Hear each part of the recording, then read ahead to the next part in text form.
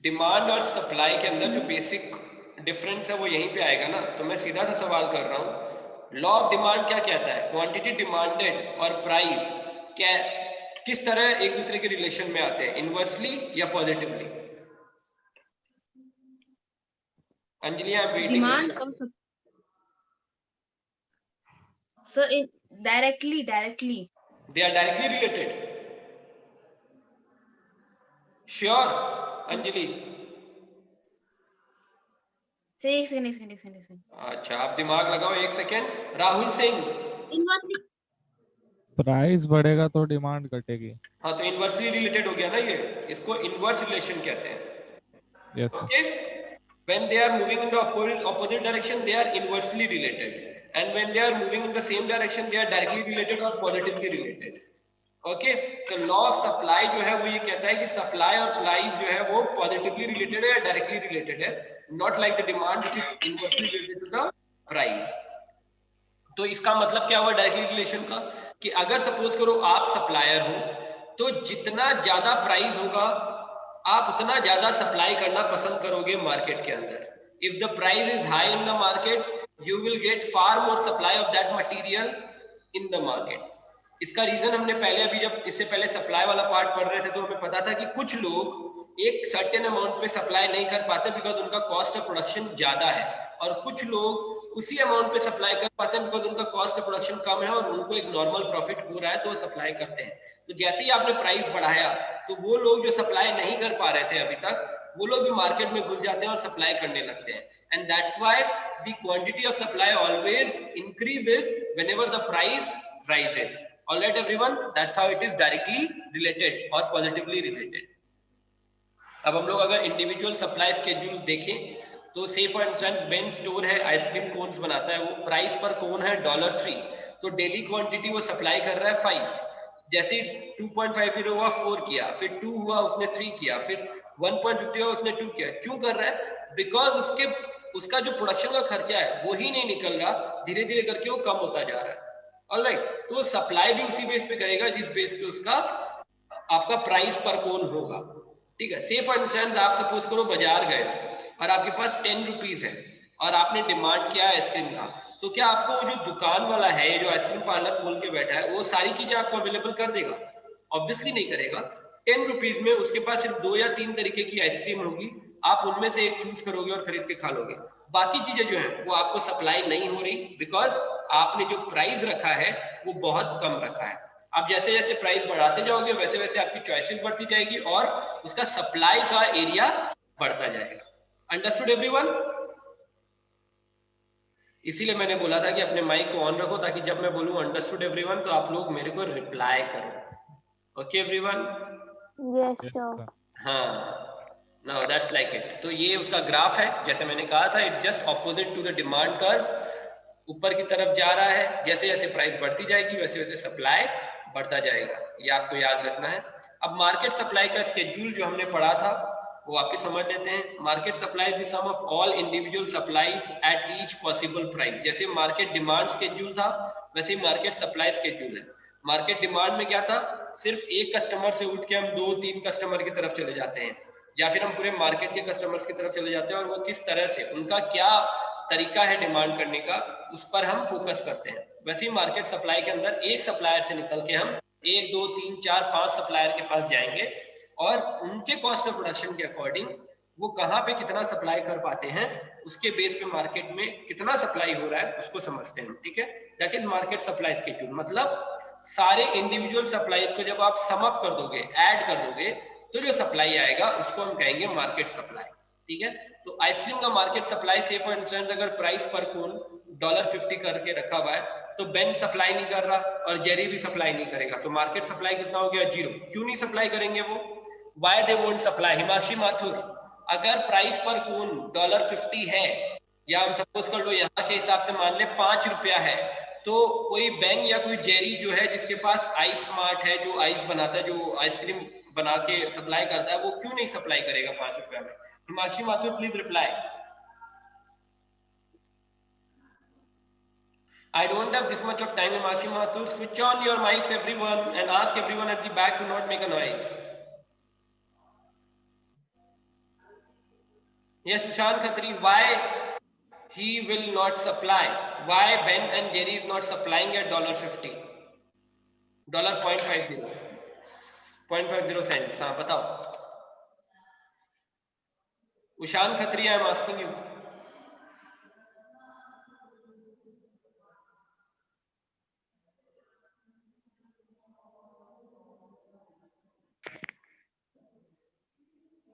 I will wait. I'll wait as much as you want me to wait. I have no problems, but I want the answer. Yes, Ushan Khatri, give the answer.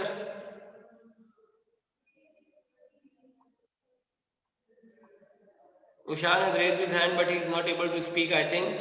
Yes, Manish, why is he not supplying? Sir एक बार question repeat करना. I am saying when the price per cone is $0.50, the Ben and Jerry, both the iSmart are not supplying to the market any unit of ice cream. Why? Sir क्योंकि sir उसको profit margin sir उसमें कम मिल रहा है. Profit margin कम मिल रहा है. Okay, fine. Devanshi, do you know the answer?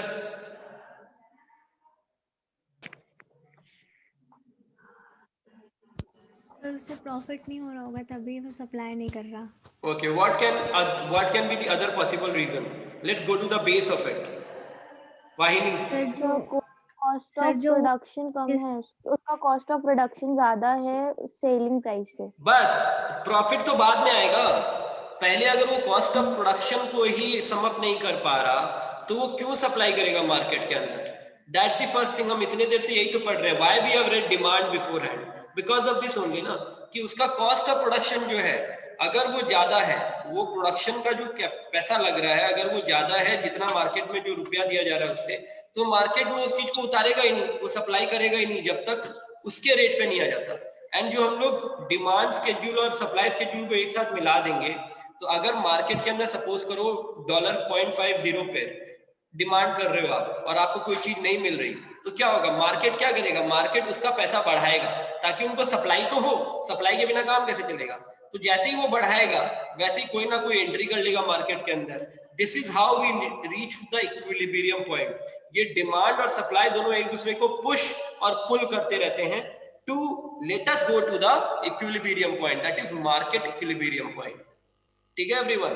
तो इसीलिए हम कहते हैं कि हर जगह पे, जैसे $0.50 पे बेन ने भी सप्लाई नहीं किया और जेरी ने भी सप्लाई नहीं किया मार्केट में, बट आप यहां पर देख सकते हो कि जैसे ही $1 हुआ, द मोमेंट इट इज $1, यहां पर उन लोगों ने सप्लाई, इसने बेन ने सप्लाई करना स्टार्ट कर दिया, मतलब 1 यूनिट ऑफ आइसक्रीम. और उसके बाद $1.50 हुआ तो बेन ने भी सप्लाई किया और जेरी ने भी सप्लाई किया 2. अब देखो $1 पे जेरी एक भी यूनिट सप्लाई नहीं कर पा रहा था, लेकिन $1.50 पे उसने 2 यूनिट सप्लाई कर दिया. इसका मतलब क्या हो गया? यहाँ पर एक चीज बहुत क्लियर हो रही है कि बेन का जो iSmart है वो $1 के नीचे उसका कॉस्ट ऑफ प्रोडक्शन आ रहा है. ठीक है, वेरी क्लियर. $1 के नीचे उसका जो वेरिएबल कॉस्ट है, शॉर्ट टर्म सप्लाई जो हमने पढ़ा था, अगर आपको वो याद होगा, तो average short term variable cost जो है उसका $1 के नीचे आ रहा है. लेकिन जेरी का वो $1.50 के नीचे आ रहा है, मतलब $1 के ऊपर उसका एवरेज वेरिएबल कॉस्ट है शॉर्ट टर्म का.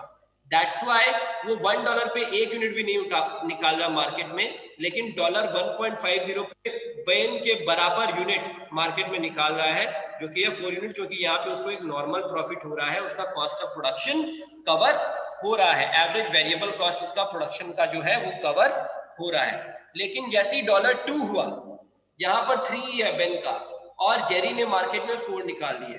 क्यों? क्योंकि वो जो यहाँ पर जो जगह था, इस जगह पर जो वो लॉस में था, वो ट्राई कर रहा है कि मैं ज्यादा सप्लाई करके, जो कि $2 है, अगर कम हो गया तो बेन तो फिर भी निकाल लेगा मार्केट के अंदर, मैं नहीं निकाल पाऊंगा, तो वो ज्यादा सप्लाई करके अपने लॉस को या फिर अपने प्रॉफिट मार्जिन को और ज्यादा बढ़ाना चाहता है, जितना बढ़ा सकता है, बिकॉज उसके लिए जो प्राइस का रेंज है वो छोटा है ब्रदर देन बेन, उसका प्राइस का रेंज बड़ा है.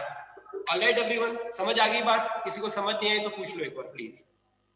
इसमें प्राइस और वॉइस मार्केट आ रही है क्या? आ रही है बेटा. उशान, हाँ बोलो. अंजलि, पहले उशान अब 2 मिनट रुक जाओ, अगली बार पूछूंगा तब बताना, ठीक है? हाँ अंजलि बोलो. इसमें प्राइस और मार्केट सप्लाई डायरेक्टली रिलेशनशिप में है ना, तो सब जैसे जगह प्राइस वैसे वैसे मार्केट सप्लाई भी बढ़ रहा है। ऑब्वियसली बढ़ेगा, हर जगह यही होता है। हम अगर प्राइस बढ़ाएंगे किसी भी प्रोडक्ट का, अगर प्राइस बढ़ता है तो मार्केट सप्लाई बढ़ती है, क्योंकि वो प्लेयर्स या वो प्रोडक्शन हाउसेस जो अभी तक सप्लाई नहीं कर पा रहे थे बिकॉज उनका कॉस्ट ऑफ प्रोडक्शन ज्यादा लग रहा था, वो मार्केट में आ जाएंगे सप्लाई करने के लिए। ठीक है एवरीवन,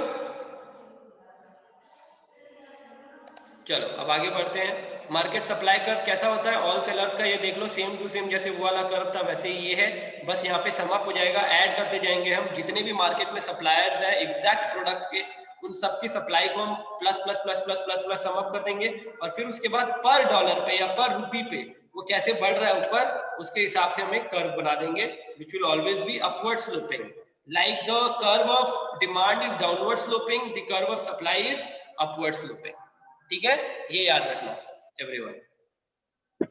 अब जैसे हमने डिटर्मिनेंट्स ऑफ डिमांड पढ़ा था, वैसे डिटर्मिनेंट्स ऑफ सप्लाई कौन कौन से होते हैं? एक, प्रोडक्ट का खुद का प्राइस, ऑब्वियसली जैसे डिमांड में था प्रोडक्ट्स ओन प्राइस, वैसे यहाँ पे भी हमें याद रखना होगा प्रोडक्ट का खुद का price, product's own price. Then input prices, input prices मतलब अंदर जो उसके ऊपर खर्चा हो रहा है, फिक्स्ड फैक्टर और वेरिएबल फैक्टर की वजह से जो खर्चे हो रहे हैं प्रोडक्शन के अंदर, उसको हम इनपुट प्राइसेस कहेंगे।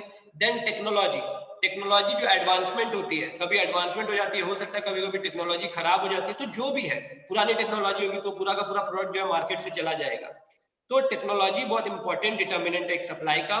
एक्सपेक्टेशंस, मार्केट की एक्सपेक्टेशंस क्या है, जिसपे सबसे ज्यादा शेयर मार्केट काम करता है। कल हमने जो शेयर मार्केट काम के बारे में बात करी थी, वो पूरा एक्सपेक्टेशंस पे काम करता है कि किस तरह के एक्सपेक्टेशंस है आने वाले टाइम पे। दैट वे ओनली जो मार्केट के सप्लायर्स हैं वो एक्सपेक्टेशंस पे काम करते हैं। से फॉर इंस्टेंस, अगर आज मार्केट को थोड़ा सा, मार्केट में कोई एक बंदा सप्लाई कर रहा है, उसको ऐसा लग रहा होगा कि यार यहाँ पे बहुत ही मतलब नेक टू नेक प्रॉफिट आ रहा है या नेक टू नेक पैसा आ रहा है, कि मैंने $50 खर्चा किया और मेरे पास $51 आ रहे हैं, फिर भी वो कंटिन्यू करेगा, या $50 खर्चा किया और $49 आ रहे हैं, लेकिन वो ट्राई करता है कि मैं इसको कंटिन्यू करूं। क्यों? क्योंकि उसका एक्सपेक्टेशंस है कि ये जो प्राइस है ये हो सकता है आने वाले टाइम में $49 की जगह $60 हो जाएंगे, तो उसको बेनिफिट हो जाएगा जितना उसको चाहिए। और मार्केट में कितने नंबर ऑफ प्रोड्यूसर्स हैं इसके ऊपर भी डिपेंड करता है कि सप्लाई किस तरह की होगी और कितनी होगी। ठीक है, इसको एक एक करके हम पॉइंट को आगे पढ़ लेते हैं। ठीक है एवरीवन? डिमांड नहीं मतलब किसका example? T and coffee thing को उठा के किसका एग्जांपल? जैसे अपन जब डिमांड पढ़ रहे थे तब उसके डिटर्मिनेंट्स में हमने वो पढ़ा था ना, प्राइस रिलेटेड गुड्स वाले, कि कैसे एक का प्राइस बढ़ता है तो दूसरे का डिमांड है वो बढ़ जाता है। जैसे अगर कॉफी का डिमांड बढ़ा, कॉफी का प्राइस बढ़ा, तो वैसे यहाँ पर एक बात बताओ कैसे... वाहिनी, सिर्फ एक क्वेश्चन है, आपके पास डिटर्मिनेंट्स ऑफ डिमांड लिखे हुए हैं अभी आपके पास कहीं पे? हाँ, बुक में ही है। हाँ, तो उसके अंदर देखो डिटर्मिनेंट्स ऑफ डिमांड और डिटर्मिनेंट्स ऑफ सप्लाई के अंदर डिफरेंसेस देखो कितना बड़ा है। डिमांड के अंदर हमने ये कहा था कि जो दूसरे प्रोडक्ट्स हैं उसके प्राइस पे डिपेंड करता है। सप्लाई में कहीं पे ये लिखा हुआ है क्या?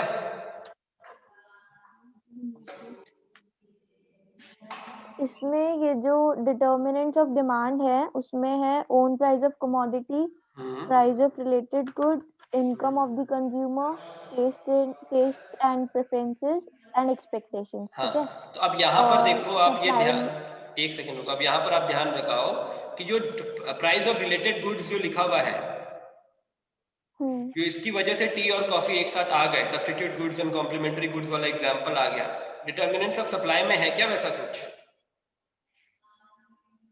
इसमें नहीं है, बट बुक में मैंने पढ़े हैं। बुक में क्या है बताओ? बुक में है own price of commodity, price of related goods, price of number of related goods में firms in अगर the सपोज करो हम टी और कॉफी को ले लेते हैं, से फॉर इंस्टेंस, ठीक है, अगर अब ये ना लंबा चेन हो गया, अगर टी का प्राइस बढ़ा तो टी का डिमांड गिर गया, लेकिन टी का डिमांड गिरा क्यों? सोच के बताओ। क्योंकि उसका प्राइस बढ़ा था ना। नहीं, उसका प्राइस बढ़ा तो सप्लाई भी तो बढ़ गया।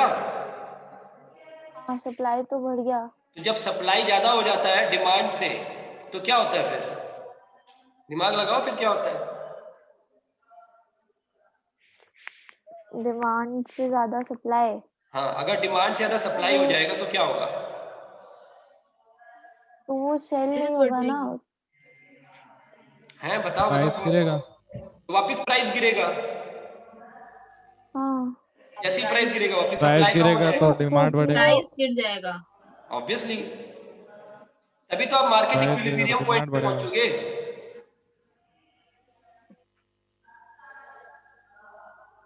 बात समझ रहे हो आप वाहिनी? हेलो, सर थोड़ी थोड़ी मतलब मैं समझाने की कोशिश नहीं कर रहा हूँ, थोड़ा सा समझो। नहीं समझ। जैसे टी और कॉफी है, हम पहले एक बार खाली डिमांड को लेके चलो। टी और कॉफी है, जैसे ही टी का प्राइस बढ़ा, ठीक है, मार्केट में supply of T is more than the demand, okay, but the supply of coffee जिसका डिमांड अचानक से बढ़ गया है is less than the demand. समझ आई बात? कॉफी का डिमांड बढ़ा है तो सप्लाई कम हो गया क्योंकि प्राइस कम है, और डिमांड अचानक से बढ़ा है तो डिमांड सप्लाई करने में टाइम लगेगा, ठीक है। और टी का चूंकि प्राइस क्या बोलते हैं, प्राइस बढ़ गया तो ऑब्वियसली सप्लाई बढ़ गया लेकिन डिमांड कम है। एम आई राइट? तो दोनों अब एक दूसरे के ऑपोजिट फोर्स की तरह काम करेंगे।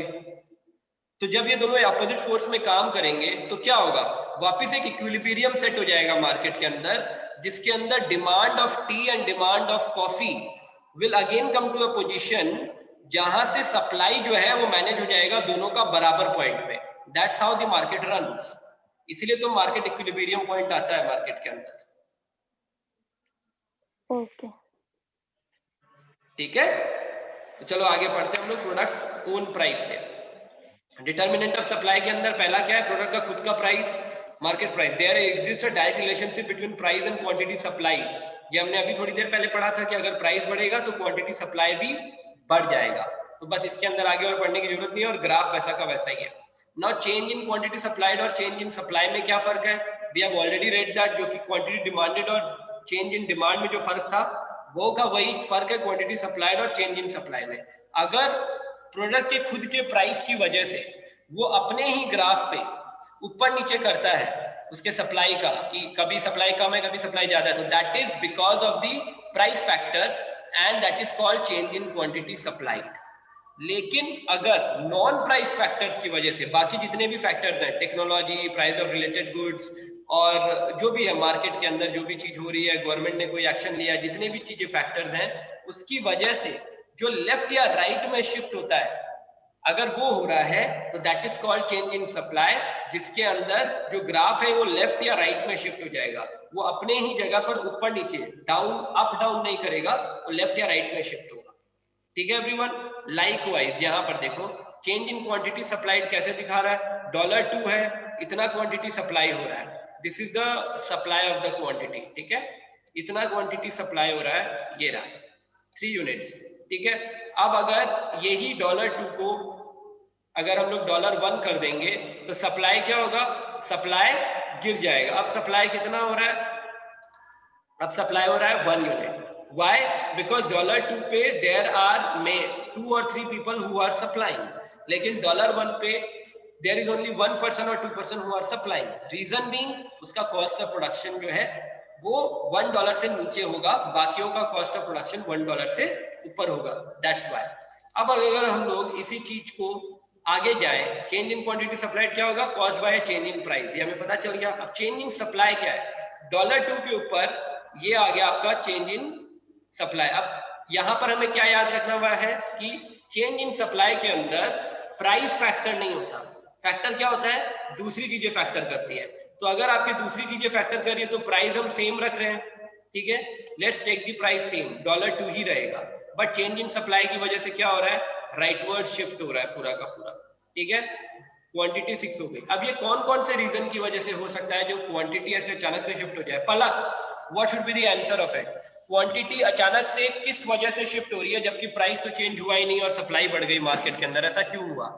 कौन कौन से रीजन से ऐसा हो सकता है? तो टेक्नोलॉजी की वजह से, और कंज्यूमर की इनकम इंक्रीज होने से, या फिर प्राइस रिलेटेड गुड की वजह से। वेरी गुड, वेल डन पलक। ऑब्वियसली अगर सपोज करो कि जिस फैक्ट्री में सप्लाई होता था वहां पर $2 पे वो 3 यूनिट सप्लाई कर रहा था, लेकिन अचानक से उसने अपना टेक्नोलॉजी इंप्रूव कर लिया, और जैसे ही टेक्नोलॉजी इंप्रूव होगा तो क्या हो जाएगा, उसी प्राइस के अंदर वो ज्यादा यूनिट ऑब्वियसली सप्लाई कर पाएगा और प्रोड्यूस कर पाएगा। दैट्स व्हाई उसका यूनिट अचानक से बढ़ जाएगा। या फिर प्राइस ऑफ रिलेटेड गुड्स के अंदर से फॉर इंस्टेंस किसी गुड का प्राइस गिर गया या बढ़ गया तो अचानक से डिमांड बढ़ेगा, डिमांड बढ़ेगा तो प्राइस फैक्टर ऊपर नीचे करता है, तो that's why change in supply हो जाएगा। तो ऐसे करके जितने अलग अलग फैक्टर्स हैं वो सारे के सारे फैक्टर्स जो प्रोडक्ट के खुद के प्राइस के नहीं है, किसी और वजह से हो रहा है, जब वो सारे के सारे फैक्टर्स प्ले करते हैं मार्केट के अंदर तो चेंज इन सप्लाई होता है। क्वांटिटी सप्लाइड में चेंज नहीं आता, चेंज इन सप्लाई होता है। तो जो चेंज इन सप्लाई होता है वो हमेशा राइटवर्ड शिफ्ट या लेफ्टवर्ड शिफ्ट में दिखाया जाता है, और चेंज इन क्वांटिटी सप्लाइड जो होता है वो ग्राफ के ऊपर ही अप डाउन होता है। Alright, yes Rahul Singh Pawar, you are asking something, go for it. So the price on the x-axis that is being indicated is not the price of each individual unit, but is the total price or total cost of production. आप इसको भी मान सकते हो, और अगर आप इसको अगर चेंज इन सप्लाई को इस हिसाब से मान लोगे, ईच इंडिविजुअल यूनिट में मान लो, तो भी क्या प्रॉब्लम है मेरे को बताओगे राहुल? यस सर, अगर ईच इंडिविजुअल यूनिट का मान लेंगे तो अगर उसका सप्लाई बड़ा है तो ईच इंडिविजुअल यूनिट का प्राइस कम होना चाहिए ना। अगर उसका सप्लाई बड़ा टेक्नोलॉजी है, की वजह, अगर उसका टेक्नोलॉजी की वजह से बड़ा है तो हाँ, तो ईच इंडिविजुअल यूनिट का प्राइस कम होना चाहिए। क्यों? Cost of production of each individual. हाँ, तो कॉस्ट ऑफ प्रोडक्शन कम हुआ है, लेकिन जो कंपनी है वो अपना प्रॉफिट क्यों ना बढ़ाए? मेरा तुमसे सवाल है, तुम्हारे पास सपोज करो एक फैक्ट्री है, तुम वहां पर $2 के अंदर तुम 3 यूनिट्स ऑफ आइसक्रीम बाहर निकाल पा रहे थे बिकॉज तुम्हारा $1.90 या 1.80 लग रहा था ऑलरेडी, ठीक है। अब तुमने टेक्नोलॉजी इंप्रूव कर दी कुछ पैसा वैसा लगा के, जो फिक्स फैक्टर है आपने उसको उसके अंदर पैसा वैसा लगाया और टेक्नोलॉजी इंप्रूव कर दी। अब आपका जो कॉस्ट ऑफ प्रोडक्शन आ रहा है, जो एवरेज वेरिएबल कॉस्ट के थ्रू निकलेगा, वो $1.50 आ रहा है। तो आप क्या करोगे एज अ सप्लायर? सोचना, तो क्या आप मार्केट में प्राइस कम कर दोगे? नो, अगर उतने में बिक रहा है तो चलने दूंगा। हाँ, तो आप खाली क्वांटिटी बढ़ा दोगे ताकि आपका सेल ज्यादा हो, यही तो किया है इसने। अच्छा, क्योंकि आप ज्यादा बना पा रहे हो तो आपने क्वांटिटी बढ़ा दी मार्केट के अंदर ताकि आपको प्रॉफिट ज्यादा हो। Okay okay, now I understand. Understood? चलो, वेरी जब गुड। टेक्नोलॉजी बढ़ेगी तो हाँ अंजलि बोलो। इंडिविजुअल भी बढ़ेगा ना। जब क्या बोलो? टेक्नोलॉजी बढ़ेगी हाँ, तब इंडिविजुअल गुड का प्राइस भी तो बढ़ेगा। क्यों बढ़ेगा इंडिविजुअल गुड का प्राइस? तो कंपनी इन्वेस्ट कर रही है उस चीज पे, कंपनी मतलब फिक्स टेक्नोलॉजी फैक्टर पे इन्वेस्ट कर रही है। यही तो हमने समझा था कि फिक्स फैक्टर पे जो इन्वेस्टमेंट होता है उस पे बहुत धीरे धीरे पैसा उठाती है कंपनी, वो डायरेक्टली पब्लिक के ऊपर लोड नहीं देती, क्योंकि वो जो टेक्नोलॉजी उसने इंप्रूव किया है वो एक बार के लिए थोड़ी इंप्रूव किया है, वो तो साल दर साल काम आएगा उसकी टेक्नोलॉजी या लैंड या जो भी है, तो वो उसके अकॉर्डिंग अपना प्राइस डालती है ना, वो उसमें उसके अकॉर्डिंग प्राइस ऐड करती है। ओके सर, समझ आ गई बात? से फॉर इंस्टेंस जियो कंपनी ने आज से 4 साल या 5 साल पहले, 6 साल पहले अपने पोल वोल सब लगवाए हर जगह, ठीक है, इंटरनेट पहुंचाने के लिए 4G का। एम आई राइट? तो क्या वो मार्केट में घुसते ही वो जो उसने फिक्स फैक्टर पे खर्चा किया था वो निकालना स्टार्ट कर दिया? अगर उन्होंने फिक्स फैक्टर पे खर्चा निकालना स्टार्ट किया होता घुसते ही, तो आपके पास इतना सस्ता इंटरनेट आता ही नहीं, बल्कि एयरटेल और वोडाफोन से ज्यादा महंगा होता जियो का इंटरनेट।